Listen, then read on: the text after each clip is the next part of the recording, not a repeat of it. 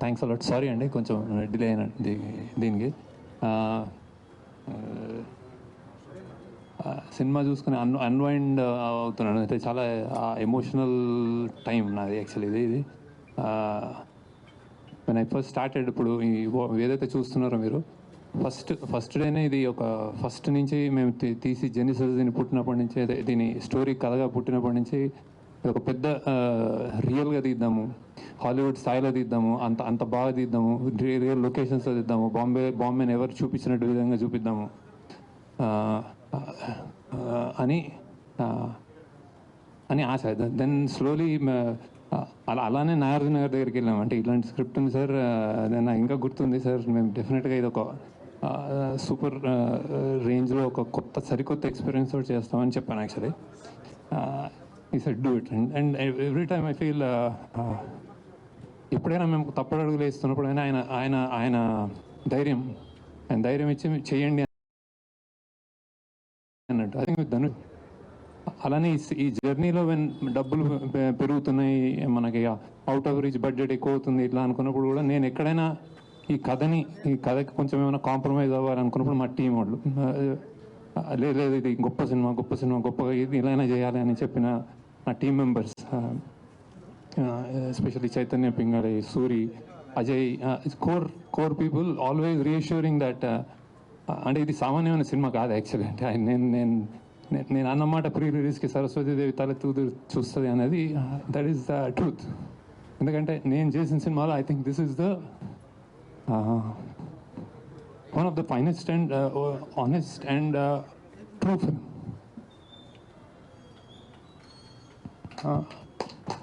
It's like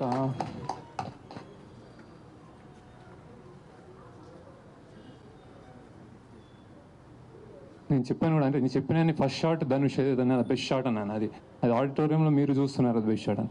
కొంతమందికి అంటే కొన్ని విషయాల్లో ఇట్లాంటి సినిమాలు చేసినప్పుడు ఇంత హై, అంటే ఇంత కొత్తదనము, ఇంత జెన్యున్గా తీసినప్పుడు ఏమవుతుందంటే, ఇందులో లేయర్స్ చెప్పడానికే చాలా లేయర్స్, ఇంకా మీకు తెలియని లేయర్స్ మీరు మళ్ళీ ఇంకోసారి చూస్తే తెలుస్తుందేమో బేసిక్గా.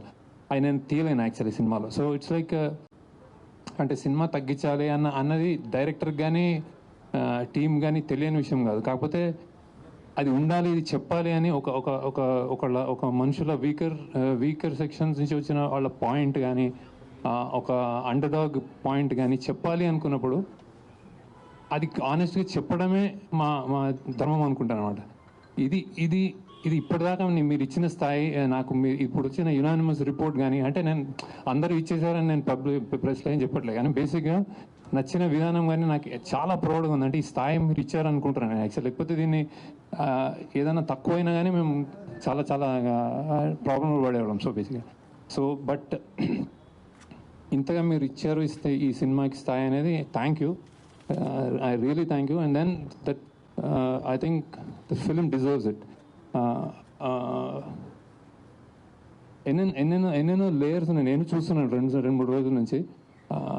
ఎస్పెషల్లీ నాగార్జున గారు యాక్టింగ్ కానీ, ఆయన చనిపోయినప్పుడు జనాలు ఆడిటోరియంలో ఫీల్ అయ్యే విధానం కానీ, ధనుష్ యాక్టింగ్ కానీ, రష్మిక కానీ, జిమ్ సర్ప్ కానీ, true acting, true high production values, and చాలా మంచి టేకింగ్, డైరెక్షన్, ఇవన్నీ వస్తున్నాయి. బేసిక్గా ఐఎమ్ రియలీ ఇప్పుడే సింక్ అవుతుంది నాకేం, అంటే బాక్స్ ఆఫీస్ వాట్స్ హ్యాపెనింగ్ అనేది సునీల్ గారు అండ్ రామ్మోహన్ రావు మాట్లాడతారు. But I'm very proud of the film and I'm very happy about the film. So thank you for all the support and reviews మీకు నచ్చినందుకు. నాకు తెలిసి ఈ సినిమా ఒక complete film. So it's like, మళ్ళీ మాట్లాడదాం, నాకు గుర్తు రావట్లేదు actually. I'm like blanking out. So I'm like